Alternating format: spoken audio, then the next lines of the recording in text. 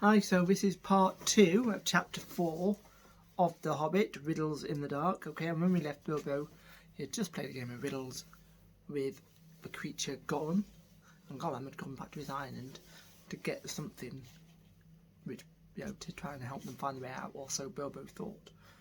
Okay, instead Gollum has got something nasty up his sleeve. Not far away was his island, of which Bilbo knew nothing about, and there in his hiding place he kept a few wretched oddments, and one very beautiful thing. Very beautiful. Very wonderful. He had a ring, a golden ring, a precious ring. "My birthday present," he whispered to himself, as he had often done in the endless dark days. "That's what we wants now. Yes, we wants it." You wanted it because it was a ring of power, and if you slipped that ring on your finger, you were invisible. Only in the full sunlight could you be seen, and then only by your shadow, and that would be shaky and faint. "My birthday present. It came to me on my birthday, my precious." So he had always said to himself, but who knows how Gollum came by that present, ages ago in the old days, when such rings were still at large in the world. Perhaps even the master who ruled them could not have said. Gollum used to wear it at first, till it tired him, and then he kept it in a pouch next to his skin, till it galled him, and now, usually, he hid it in a hole in the rock on his island, and was always going back to look at it, and still sometimes he put it on when he could not bear to be parted from it any longer, or when he was very, very hungry, and tired of fish. Then he would creep along dark passages, looking for stray goblins. He might even venture into places where the torches were lit, and made his eyes blink and smart, for he would be safe. Oh yes, quite safe. No one would see him, no one would notice him, till he had his fingers on their throat. Only a few hours ago he had worn it, and caught a small goblin imp. How it squeaked, how he still had a bone or two left to gnaw, but he wanted something softer. "Quite safe, yes," he whispered to himself. "It won't see us with it, my precious. No, it won't see us, and its nasty little sword will be useless. Yes, quite." This is what was in his wicked little mind as he slipped suddenly from Bilbo's side and flapped back to his boat and went off into the dark. Bilbo thought he had heard the last of him. Still he waited a while, for he had no idea how to find his way out alone. Suddenly he heard a screech. It sent a shiver down his back. Gollum was cursing and wailing away in the gloom, not very far off by the sound of it. He was on his island, scrabbling here and there, searching and seeking in vain. "Where is it? Where is it?" Bilbo heard him crying. "Lost it, my precious, lost, lost! Curse us and crush us, my precious is lost." "What's the matter?" Bilbo called. "What have you lost?" "It mustn't ask us," shrieked Gollum. "Not its business." "No, Gollum, it's lost."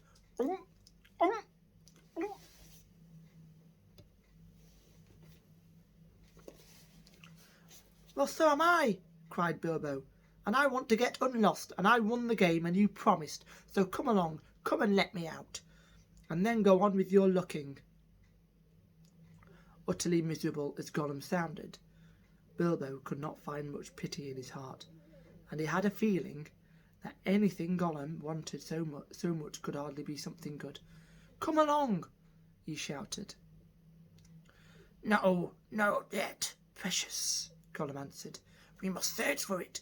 It's lost." "But you never guessed my last question, and you promised," said Bilbo. "Never guessed," said Gollum. Then suddenly out of the gloom came a sharp hiss. "What has it got in its pockets? Tell us that. It must tell first." As far as Bilbo knew, there was no particular reason why he should not tell. Gollum's mind had jumped to a guess quicker than his, naturally, for Gollum had brooded for ages on this one thing, and he was always afraid of it being stolen. But Bilbo was annoyed at the delay. After all, he had won the game pretty fairly, at horrible risk. "Answers were to be guessed, not given," he said. "But it wasn't a fair question," said Gollum. Not a riddle, precious, no. Oh, well, if it's a matter of ordinary questions, Bilbo replied, then I ask one first. What have you lost? Tell me what. What has it got in its pockets? The sound came hissing louder and sharper as he looked towards it. To his alarm, Bilbo now saw two small points of light peering him. As suspicion grew in Gollum's mind, the light of his eyes burned with a pale flame. What have you lost? Bilbo persisted. But now the light in Gollum's eyes had become a green fire, and it was coming swiftly nearer. Gollum was in his boat again, paddling wildly back to his dark shore, and such a rage of loss and suspicion was in his heart that no sword had any more terror for him. Bilbo could not guess what had maddened the wretched creature, but he saw that all was up, and that Gollum meant to murder him at any rate. Just in time he turned and ran blindly back up the dark passage, down which he had come, keeping close to the wall and feeling it with his left hand. What has it got in its pockets? He heard the hiss loud behind him, and the splash as Gollum leapt from his boat. What have I wonder, he said to himself, as he panted and stumbled along. He put his left hand in his pocket. The ring felt very cold as it quietly slipped onto his groping forefinger. The hiss was close behind him. He turned now and saw Gollum's eyes like small green lamps coming up the slope. Terrified, he tried to run faster, but suddenly he struck his toes on a snag in the floor and fell flat with his little sword under him. In a moment, Gollum was on him, but before Bilbo could do anything, recover his breath, pick himself up, or wave his sword, Gollum passed by, taking no notice of him, cursing and whispering as he ran.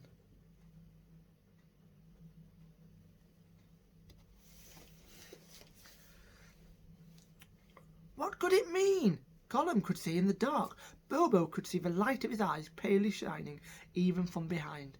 Painfully he got up and seized his sword, which was now glowing faintly again.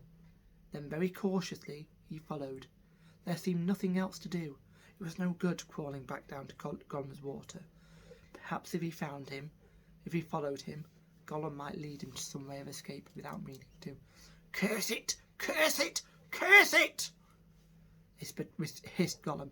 Curse the Baggins! It's gone! What has it got in its pockets? Oh, we guess, my precious. He's found it. Yes, he must have. My birthday present. Bilbo pricked up his ears. He was at last beginning to guess himself. He hurried a little, getting as close as he dared behind Gollum. He was still going quickly, not looking back, but turning his head from side to side, as Bilbo could see from the faint glimmer on the walls. Pardon me, I'm so sorry. My birthday present. Curse it. How did we lose it? My precious. Yes, that's it. When we came this way last, when we twisted that nasty young squeaker. That's it. Curse it. It slipped from us. After all these ages and ages, it's gone. Suddenly, Gollum sat down and began to weep, a whistling and gurgling sound horrible to listen to. Bilbo halted and flattened himself against a tunnel wall. After a while, Gollum stopped weeping and began to talk. He seemed to be having an argument with himself. It's no good going back to search now. We doesn't remember all the places we've visited, and it's no use. The Baggins has got it in its pockets, the nasty noser has found it, we says. We guesses, precious, only guesses. We can't know till we find the dirt nasty creature and squeezes it. But it doesn't know what the present can do, does it? It'll just keep it in its pockets. It doesn't know, and it can't go far. It's lost itself, the nasty nosy thing. It doesn't know the way out. It said so. It said so, yes. But it's tricksy. It doesn't say what it means. It won't say what it's got in its pockets. It knows a way in. It must know a way out, yes. It's off to the back door. To the back door, that's it. For goblins as well catch it then. It can't get out that way, precious. Goblins, yes. But if it's got the present, our precious present, then goblins as well get it. They'll find it. Now find out what it does. We shan't ever be safe again, never. One of the goblins will put it on, and then no one will see him. He'll be there but not seen, not even our clever eyes will notice him, and he'll come quipsy and twixy and catch us. But let's stop talking, precious, and make haste. If the Baggins has gone that way, we must go quick and see. Go! Not far now. Make haste. With a spring, Gollum got up and started shambling off at a great pace. Bilbo hurried after him, still cautiously through his chief fear now was of tripping on another snag and falling with a noise. His head was in a whirl of hope and wonder. It seemed that the ring he had was a magic ring. It made you invisible. He had heard of such things, of course, in old tales, but it was hard to believe that he really had found one. By accident. Still, there it was. Gollum with his bright eyes had passed him by, only a yard to one side. On they went, Gollum flip-flapping ahead, hissing and cursing, Bilbo behind, doing as softly as a hobbit can. Soon they came to places where, as Bilbo had noticed on the way down, side passages opened, this way and that. Gollum began at once to count them. 1 left, yes. 1 right, yes. 2 right, yes. Yes, 2 left. Yes, yes. And so on, and so on. As the count grew, he slowed down, and he began to get shaky and weepy, for he was leaving the water further and further behind, and he was getting afraid. Goblins might be about, and he had lost his ring. At last he stopped by a low opening on their left as they went up. 7 right, yes. 6 left, yes, he whispered. This is it. This is the way to the back door, yes. Here's the passage. He peered in and shrank back. But we doesn't go in. Precious, no, we doesn't. Goblins is down there. Oh, pardon me. Lots of goblinses. We smell them. Shh. What shall we do? Curse them and crush them? We must wait here, precious. Wait a bit and see. So they came to a dead stop. Gollum had brought Bilbo to the way out after all, but Bilbo could not get in. There was Gollum, sitting humped upright in the opening, and his eyes gleamed cold in his head, as he swayed it from side to side between his knees. Bilbo crept away from the wall more quietly than a mouse, but Gollum stiffened at once and sniffed, and his eyes went green. He hissed softly but menacingly. He could not see the hobbit, but now he was on the alert, and he had other senses that the darkness had sharpened, hearing and smell. He seemed to be crouched right down with his flat hands splayed on the floor, and his head thrust out, nose almost to the stone. Though he was only a black shadow in the gleam of his own eyes, Bilbo could see or feel that he was tense as a bowstring gathered for a spring. Bilbo almost stopped breathing and went stiff himself. He was desperate. He must get away out of his horrible darkness while he had any strength left. He must fight. He must stab the foul thing, put its eyes out, kill it. It meant to kill him. No, not a fair fight. He was invisible now. Gollum had no sword. Gollum had not actually threatened to kill him, or tried to yet, and he was miserable, alone, lost. A sudden understanding, a pity mixed with horror, welled up in Bilbo's heart. A glimpse of endless unmarked days without light or hope of betterment, hard stone, cold fish, sneaking and whispering. All these thoughts passed in a flash of a second. He trembled, and then quite suddenly, in another flash, as if lifted by a new strength and resolve, he leaped. No great leap for a man, but a leap in the dark, straight over Gollum's head. He jumped 7 feet forward and 3 in the air. Indeed, had he known it, he only just missed cracking his skull on the low arch of the passage. Gollum threw himself backwards and grabbed as the hobbit flew over him, but too late. His hands snapped on thin air, and Bilbo, falling fair on his sturdy feet, sped off down the new tunnel. He did not turn to see what Gollum was doing. There was a hissing and a cursing almost at his heels at first, then it stopped. All at once there came a blood-curdling shriek filled with hatred and despair. Gollum was defeated. He dared go no further.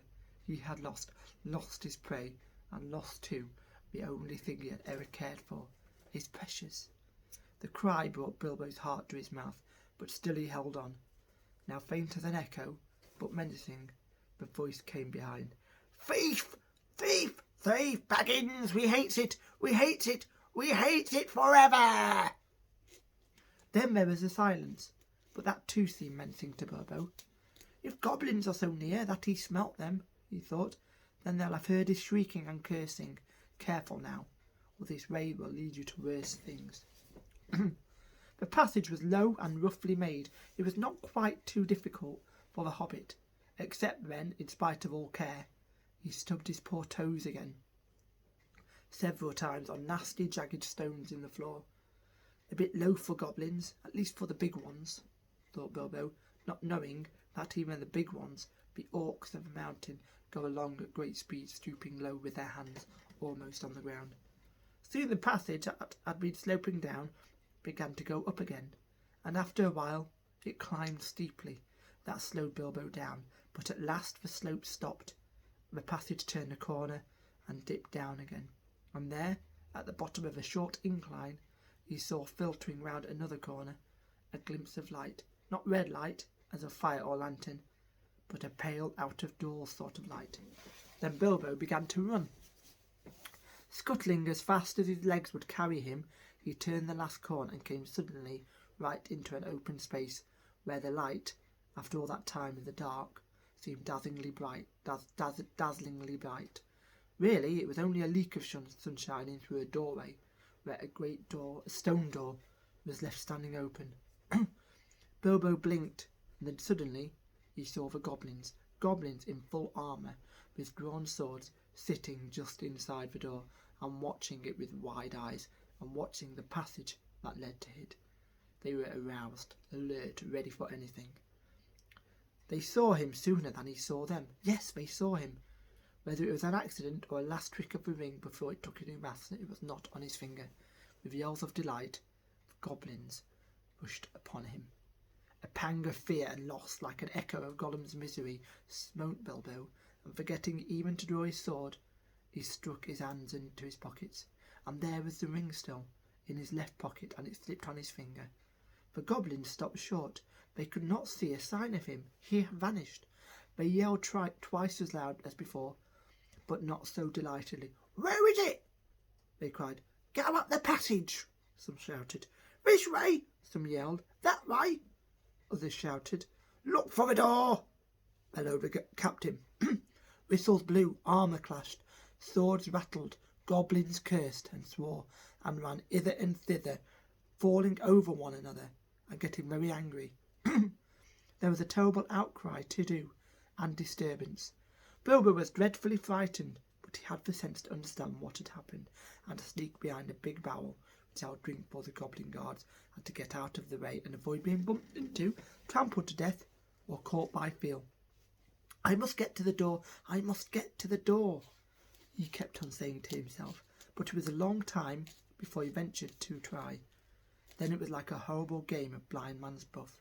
The place was full of goblins running about, and the poor little hobbit dodged this way and that, was knocked over by a goblin who could not make out what he had bumped into, scrambled around all fours, slipped between the legs of the captain just in time, got up, and ran for the door.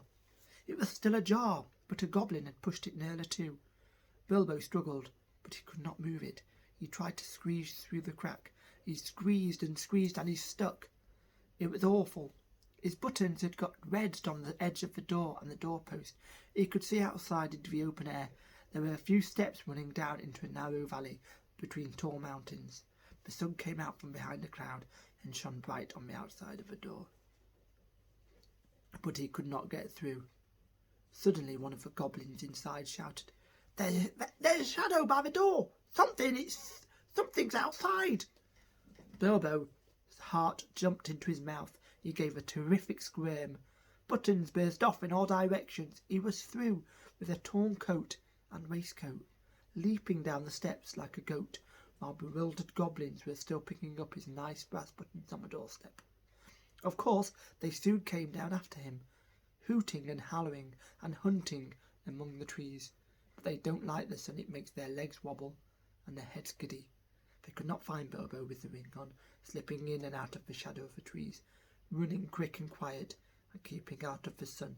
So soon they went back, grumbling and cursing, to guard the door. Bilbo had escaped. Okay, so that's chapter 4 of The Hobbit. So next time it will be chapter 5. Okay, so I hope you really enjoyed that. Okay, I'll see you later.